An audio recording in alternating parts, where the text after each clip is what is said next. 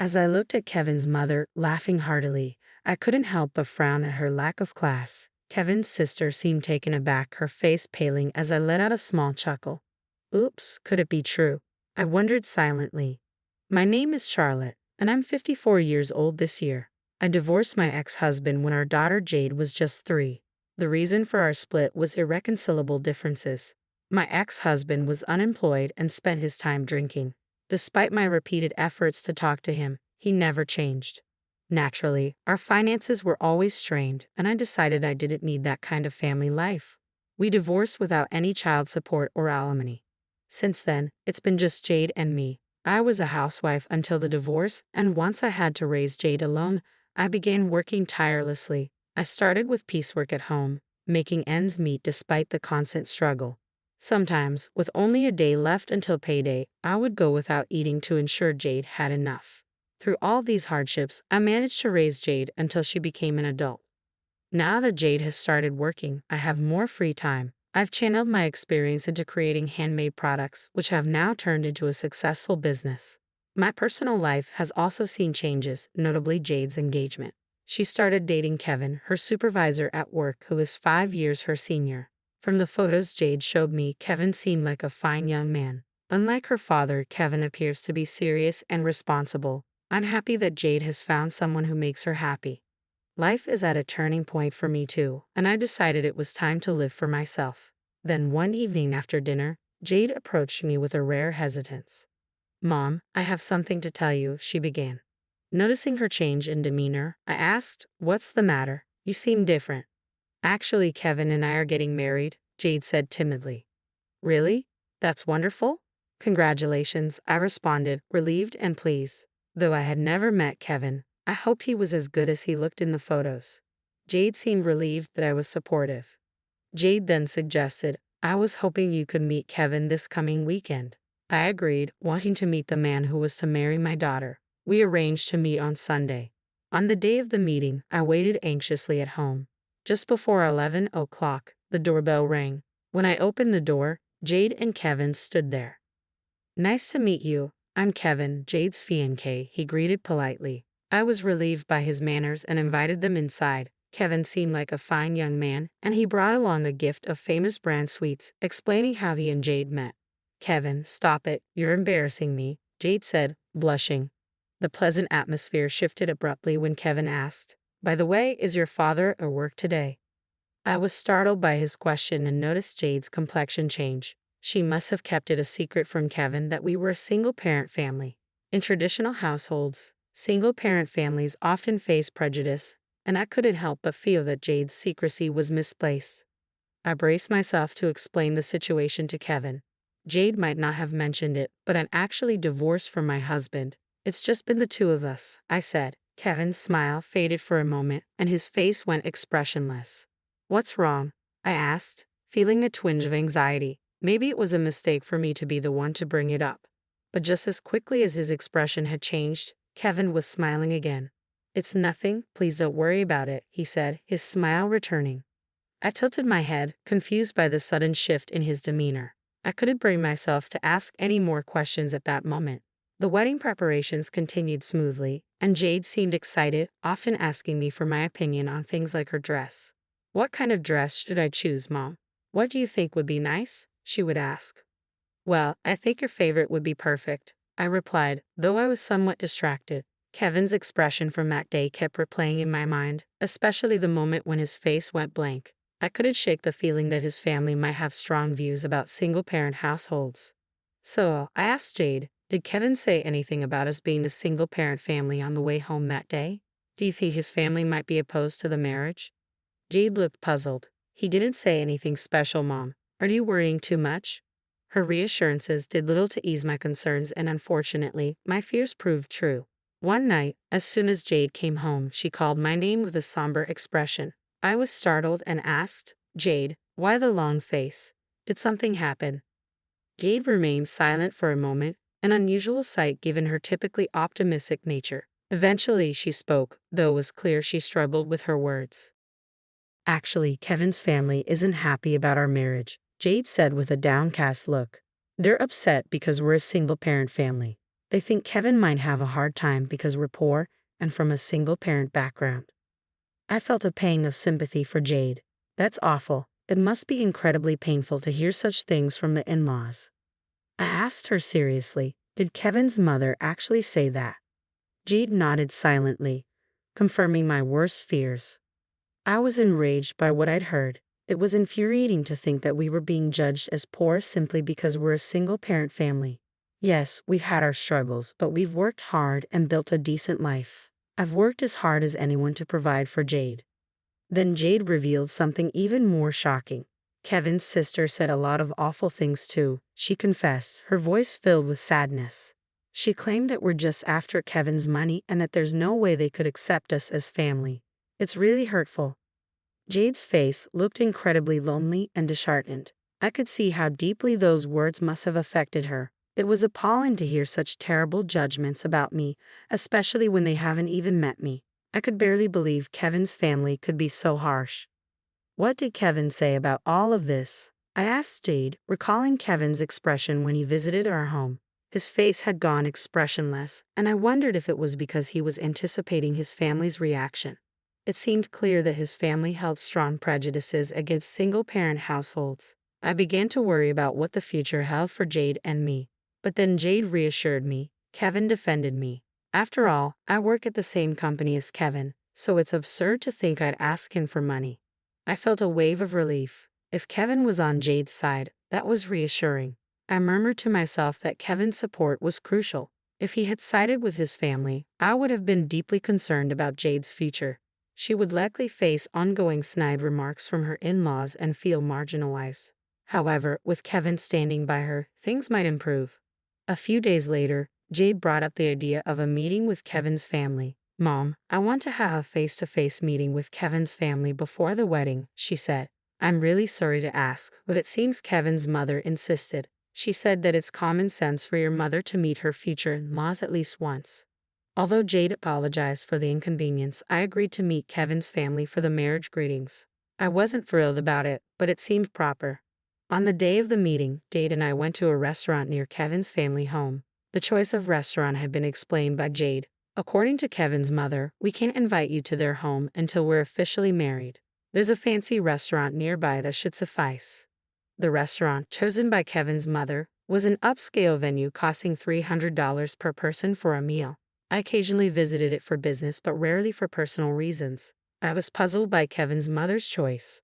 When Jade had first met Kevin's family, his mother had chosen a nearby cafe. Moreover, Jade ended up paying for Kevin's mother's tea, though Kevin later reimbursed her. I couldn't understand why Kevin's mother was so condescending, especially considering we were the ones invited for the marriage greeting. I couldn't help but frown at the situation. If I, as Jade's mother, refused to attend, it would be Jade who would be blamed for the perceived rudeness. After the marriage, she might feel even more out of place, and that was a problem I wanted to avoid. So reluctantly, I accepted the invitation. I applied light makeup for the occasion. Although I usually wear full makeup for work, I thought it best to keep it understated today. I also chose much plainer clothes than usual. Flashy attire might give the impression of being a big spender, especially among the in-laws, and given the rumors that I was after Kevin's money, it seemed wise to dress modestly. With this in mind, Jade and I entered the fancy restaurant, where we were escorted to a private room. Inside, Kevin and his family were waiting. Jade's mother, "Thank you so much for coming today," Kevin greeted us politely. "Thank you for the invitation," I replied, expressing my gratitude. I then turned to Kevin's parents and sister, who greeted us with condescending smirks. It was clear we weren't welcome. "Thank you for taking the time to meet with us today. My name is Charlotte, and I'm Jade's mother. I look forward to getting to know you," I said cautiously, bracing myself. Kevin's mother smirked and responded, "I don't particularly feel like looking forward to it." Kevin admonished his mother, but she remained unfazed. "After all, being from a single-parent family is problematic, isn't it? You must be struggling with money." "Even your clothes are so plain," she said, looking me up and down before snorting disdainfully. It seemed my decision to dress modestly had backfired. Kevin's sister joined in with snide remarks, laughing. "You could have married someone more decent." Kevin really drew the short straw, didn't he? Taking on a poor mother and daughter. I was irritated by her comments. Such remarks were incredibly rude, especially for a first meeting. However, disrupting Jade's marriage was not an option. With a sigh, I reluctantly took my seat, trying to keep my composure despite the uncomfortable situation. I chose not to retort despite my irritation. The in-laws seemed amused as they watched me while Jade looked at me with concern. Kevin appeared slightly angry, his brow furrowed at his family's lack of manners, but his mother was in high spirits. "We've reserved a course meal for today. It's $300 per person," she announced excitedly to her daughter. "I'm really looking forward to it. The meals here are quite expensive, so we must make the most of it." Her enthusiasm was palpable, and Kevin's father nodded in agreement. After a while, the staff brought out the dishes, a colorful array of amuse-bouches presented as 3 different types on a single plate. They all looked delicious, but to my dismay, only water was placed in front of me. I was about to call the staff back, but they had already left. The solitary glass of water felt like a stark reminder of our status. Kevin was dumbfounded by the scene, and his sister, possibly aware of the slight, snickered. Jade noticed too, and said anxiously, "Mom." Kevin's mother, with a smirk, declared, "Oh, the poor can make do with water, right?" She burst into laughter, clearly enjoying the situation. I frowned at her lack of class. "What does this mean?" I asked, bewildered. Despite being invited to this restaurant, it seemed they had no intention of hosting us properly. My irritation grew as I realized the disrespectful intent behind their actions. Kevin's mother continued to mock me, her voice dripping with disdain. "Not only are you from a poor single-parent family, but you're also slow. We have no reason to welcome someone as worthless as you," she said, scrutinizing my outfit from head to toe before snorting derisively. Her husband nodded in agreement, as if it were only to be expected. "It's shameful to be a single parent. A woman abandoned by her husband is nothing but flawed," he added with a burst of laughter. His assumptions were baseless and unilateral, but he didn't seem to care. I found his comments truly unacceptable. Kevin's sister joined in the mockery, laughing merrily. "I wouldn't want to end up like her, working for low wages. It's really pathetic to have given up on femininity," she said, looking down on me as she spoke. The whole situation was painful and humiliating, but I struggled to maintain my composure for Jade's sake. I felt a pang of sympathy as I saw Jade's face. She looked like she was on the verge of tears. She must have felt responsible for putting me in this difficult situation. Jade was visibly downcast, and I had reached my limit of patience. I couldn't remain silent after being demeaned like this. It was time to stand up for myself. "Enough already with the gaining up and bad-mouthing. Aren't you ashamed as adults?"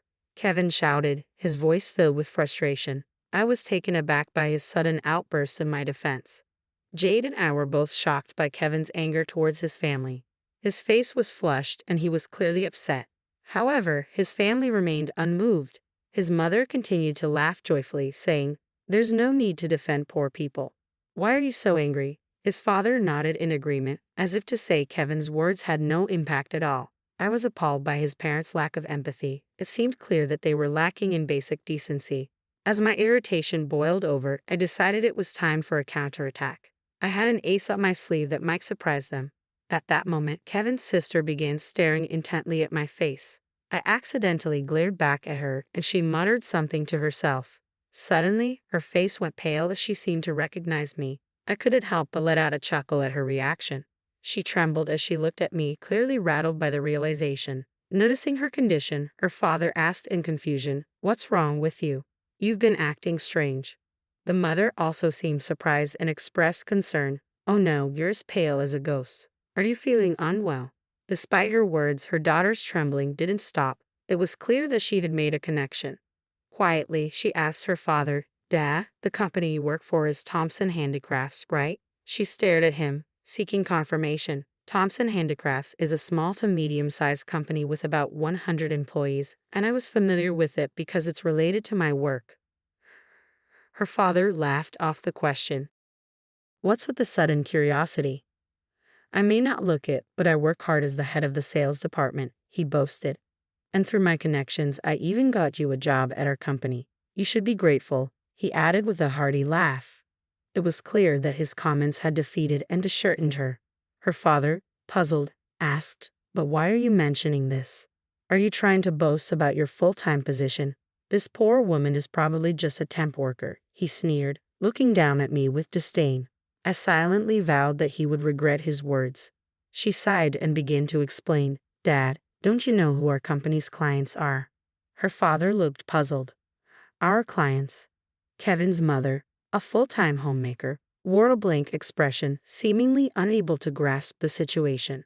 She continued, though with some difficulty, I've met Jade's mom before at the company. She was wearing heavier makeup then, so I didn't recognize her immediately.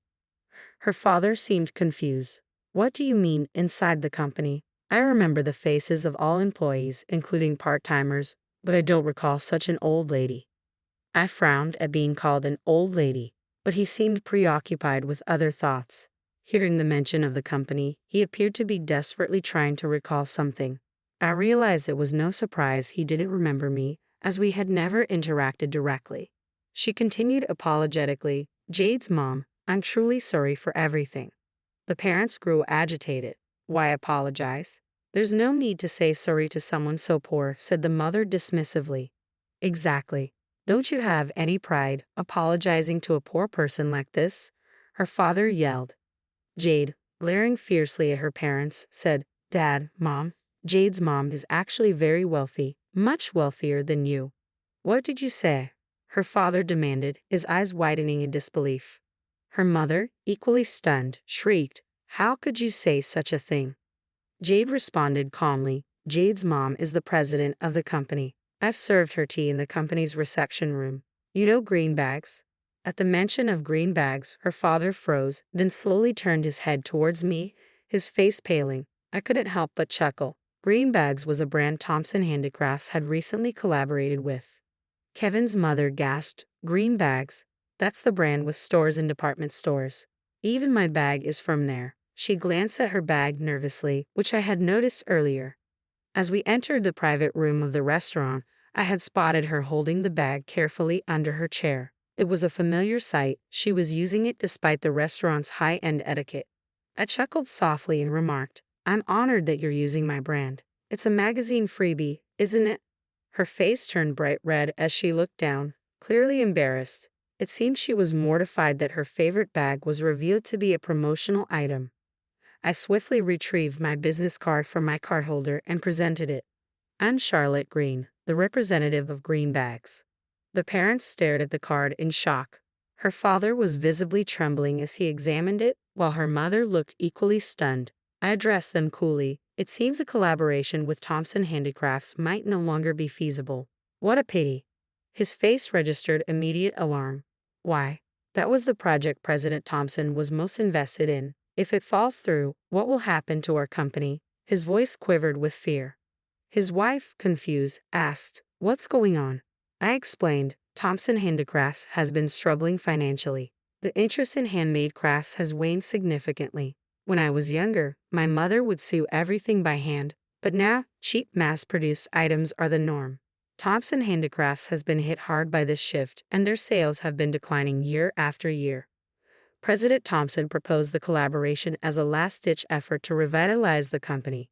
Initially, I wasn't very interested in working with a small to medium-sized company like Thompson Handicrafts, but President Thompson's passion was compelling, and I eventually agreed to collaborate on producing bags. However, that's no longer relevant. The father continued to tremble, clearly frightened by the news. Ignoring his fear, I added, There's little benefit in continuing the collaboration. I was initially swayed by President Thompson's enthusiasm, but it's not a priority for me anymore. I fixed a cold stare on the father, who was sweating under my gaze. Suddenly, he began to profusely apologize. Despite his desperate pleas, Jade and Kevin looked on in surprise at his deep apology. I'm truly sorry, he said, bowing deeply several times. His apologies seemed to be more about protecting his own interests than expressing genuine remorse. From my perspective, they held little weight. I spoke with an icy tone. An apology now, after all the disdain you've shown towards Jade and me? Do you really think an apology can fix everything? Your mindset is incredibly naive. Realizing his apologies wouldn't alter the situation, he quickly stood up, clearly more interested in saving face than offering genuine contrition. His wife, still puzzled, addressed me with a flippant smile. We're going to be family, so you can forgive us, right? I'm a big fan of greenbags, and since we're family now, I should be able to get some products for free, shouldn't I? I was so taken aback by her audacity that I couldn't immediately respond. Kevin interjected with a grimace, "Mom, that's entirely unreasonable." Her request was beyond belief, yet she seemed unfazed by the reaction. "Why not? You must have plenty of stock. It wouldn't hurt to give away a few items," she persisted, both her husband and daughter watching in disbelief. I replied flatly, "Our products are not given away for free, especially to those who are still strangers to us." Her frustration was evident. "But Jade and Kevin are getting married. That makes us family, right? You're a president. You should be providing financial support," she said nonchalantly, still harboring her earlier disdain. It was clear she hadn't reflected on her behavior at all. Kevin, unable to contain his anger, rebuked her. "Mom, you've changed your attitude just because you found out she's a president. Aren't you ashamed?" His mother laughed it off, unbothered. "Presidents have money to spare, right? Surely you can share a little with us." I quietly told her, "Even if Jade and Kevin get married, I have no intention of associating with you." Her surprise was palpable as she approached me. "Don't say that. Once Kevin gets married, we'll be family. Giving away a bag or two wouldn't hurt." I was truly irritated by her persistence. Just as I was about to respond, Kevin stepped between us, his face troubled. "Kevin," I said, noting his discomfort. "I knew you were the president," Kevin's father said, looking regretful after Kevin's confession. "I kept silent because I was sure my parents would trouble you if they found out." Kevin glared at his father. "You knew I would have acted like Mom if you'd have told me. What kind of attitude is that towards your own son? Keep this up and you'll be disowned." Kevin's words shocked Jade, who looked flustered. Kevin continued resolutely, "I'd rather be disowned. I'm cutting ties with you. I want to cherish Jade from now on, and I don't need a family that disregards her and her mother." His mother broke down in tears on the spot while his father and sister stared at Kevin, stunned. They likely never imagined he would sever ties with them. Their reaction was a harsh consequence of their own actions. "Please live with regret for the rest of your lives," I added coldly. "I imagine you'll face many hardships in the future." Jade then joined in, stating firmly, "We won't even inform you if we have children. Please spare us the agony of having you as grandparents." The room filled with her anguished cry. Kevin's quiet remark, "We're done being a family," only deepened their distress. His father and sister, now tearful, seemed to want to plead with us, but we ignored them. After leaving the restaurant, I later learned that Kevin's father and sister had been fired from their company the day after the incident. Despite President Thompson's attempts to persuade me, I decided to cancel our collaboration. I couldn't work with a company that employed people like Kevin's family. When I explained the situation to President Thompson, he was furious. It turned out he had a daughter about Jade's age and couldn't forgive Kevin's family for their actions. The collaboration with Thompson Handicrafts was crucial, and their behavior had jeopardized it. Kevin's father, already advanced in age, and his sister, who had only been a part-time worker through her father's connections, faced bleak prospects for reemployment.